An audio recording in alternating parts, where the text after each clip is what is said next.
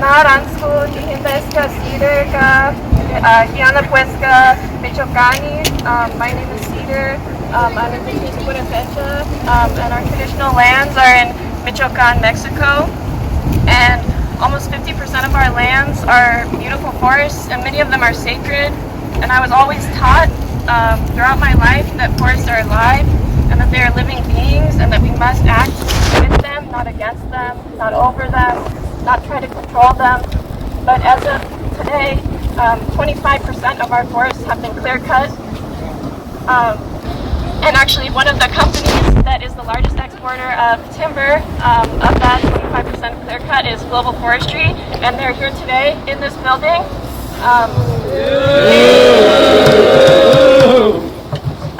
They export this clear cut timber to the U.S. A lot of this clear cutting is illegal. It's illegal timber falling that works with the illegal avocado farming in Michoacan. So if you ever get your avocados and they say they are from Mexico, they are likely from an illegal farm in Michoacan that has devastated indigenous communities and forced us to leave our lands.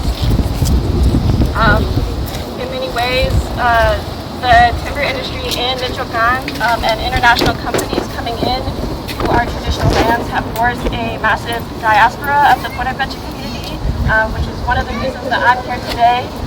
One of the reasons my family is here and so much of my community is here is because there is just no place to live, there's no water that is not privatized. All of our lands are dry, our lakes are drying up, and the jobs that are available, they're slave wages. All of the timber industry pays cents a day to workers, and oftentimes for the Purepecha community, that's all that there is. So many of us have moved here. I want to hear you. Is this better? Yeah. Sorry, okay. Okay. But this brings it to a larger question that forest defense, we're fighting for the forests, we're also fighting to stop modern colonialism. This is just another example of indigenous peoples being forced out of their traditional lands, being forced out of their traditional ceremonial spaces.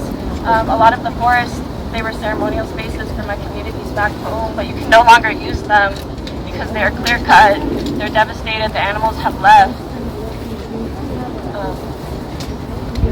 And it brings it to a larger question, what are we fighting for? We're also fighting for indigenous sovereignty, for indigenous liberation, and that should be at the forefront, because the only way that we can fight for the forest and save the forest and put people over profit, unlike these scumbags that are at this conference, to actually center indigenous voices and center the care for the land and seeing living with the land rather than living against it and over